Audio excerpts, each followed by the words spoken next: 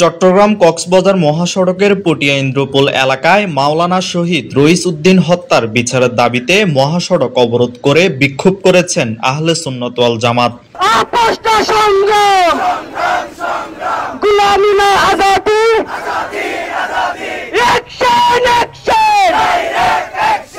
সোমবার সকালে পটিয়া ইন্দ্রপুল থেকে পটিয়া মডেল মসজিদ পর্যন্ত সড়ক অবরোধ করা হয়। এই সময়ে মহাসড়ক ব্যবহারকারী যাত্রী ও স্কুল কলেজগামী এবং পেশাজীবীরা ভোগান্তিতে পড়েন।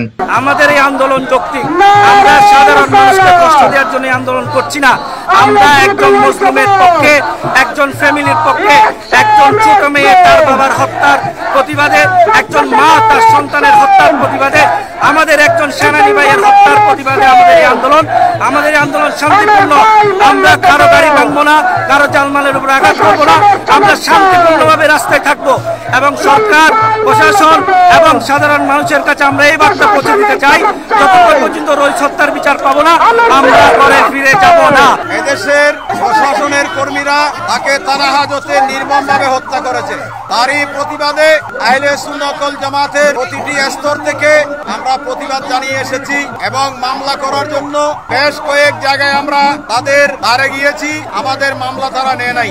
এই আন্দোলন যদি আমাদেরকে করতে বাধা দেওয়া হয়, সামনে আরো তীব্র থেকে তীব্রতর আন্দোলন ইনশাআল্লাহ আমরা নেমে আসবো।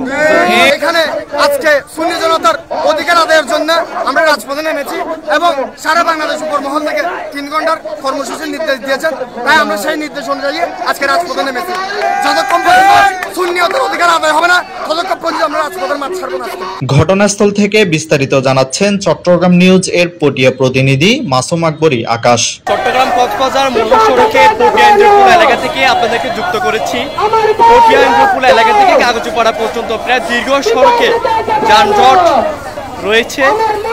এখানে যাত্রীরা বাস থেকে নেমে অপর প্রান্তে গিয়ে তারা গাড়িতে উঠছেন। এ নিয়ে যাত্রীরা ক্ষোভ জানিয়েছে, তারা ভোগান্তিতে পড়েছেন। সুন্নি জনতা জানিয়েছে যে রইস উদ্দিনের হত্যার সুষ্ঠু বিচার যতদিন না হচ্ছে তারা এই ধরনের বিক্ষোভ মিছিল চালিয়ে যাবে।